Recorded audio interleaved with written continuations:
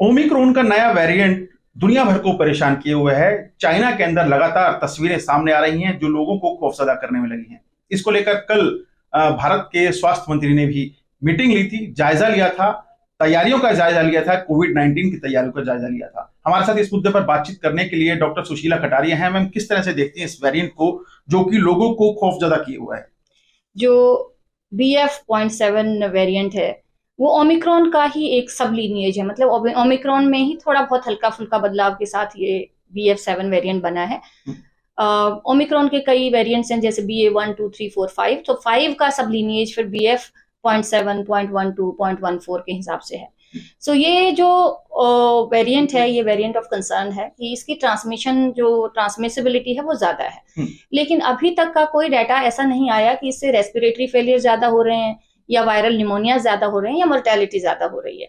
अगर हम वर्ल्ड पे जो कोविड चार्ट आता है हर रोज का, उसमें हम देखें तो जो विभिन्न देश हैं जिनमें ज्यादा नंबर हुए हैं, अभी यूएस ने एक इंक्रीज रिपोर्ट किया है, तो उनके एक पीक हुई थी इसी साल के जुलाई अगस्त में। उसके बाद दोबारा से उनके केसेस बढ़े हैं और हर रोज वो 40-48 हजार केस रिपोर्ट कर रहे हैं।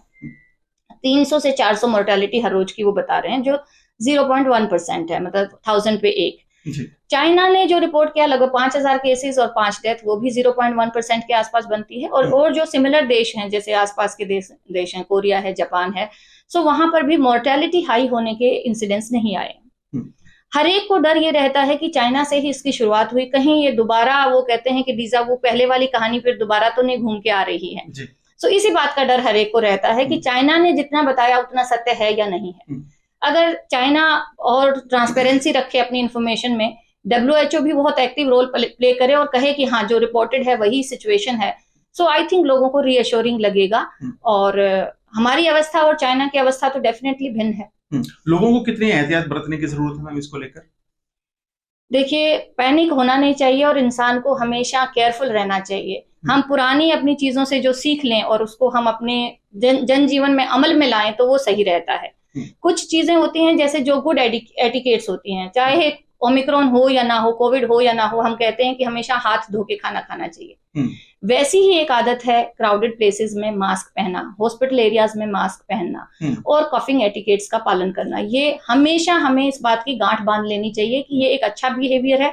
कोई वायरस आए जाए, हमें हर एक से बचने के लिए मास्क क्राउडेड एरियाज में जरूर पहनना चाहिए। चाइना की स्थिति को कैसे देखते हैं? चाइना में बढ़ रहे हैं केसेस और यूएसए में जो केसेस बढ़ रहे हैं, और भी कुछ देश हैं जहां पे केसेस बढ़ रहे हैं। क्या लगता है कि वहां पे केस बढ़ रहे हैं और आने वाले कुछ वक्त में फरवरी मार्च में ये देखने में आया था कि पहली और दूसरी वेव आई थी, तो क्या लगता है कि वहां पे केसेस बढ़ रहे हैं तो उसका असर यहाँ पे देखने को मिल सकता है? ये है कि यस, देखने को मिल सकता है, क्योंकि आज के दिन ग्लोबली हम इतना ज्यादा घूमते हैं, सब लोग कनेक्टेड हैं, ट्रैवल है, एयर फ्लाइट्स वगैरह हैं। सो यस, ऐसा हो सकता है कि अगले 4 सप्ताह में हम यहाँ पर भी नंबर ऑफ केसेस बढ़ते हुए देखें। सिवियरिटी मेरे ख्याल से बहुत हल्की रहनी चाहिए, क्योंकि हम 3 नेचुरल वेव्स के थ्रू जा चुके हैं, 3 डोजेस वैक्सीन की भी हर एक को हो चुकी हैं। सो सिवियरिटी नहीं होगी, नॉर्मल। आजकल वैसे भी इन्फ्लुएंजा इतना चल रहा है, तो इन्फ्लुएंजा और कोरोना वायरस के upper respiratory tract infection society में होते ही रहते हैं, माइल्ड होते हैं, तो उनका तो नंबर थोड़ा बढ़ सकता है। क्या कहना चाहेंगे देशवासियों को आप इस पूरे वेरिएंट के बारे में? किस तरह से एहतियात बरती जाए?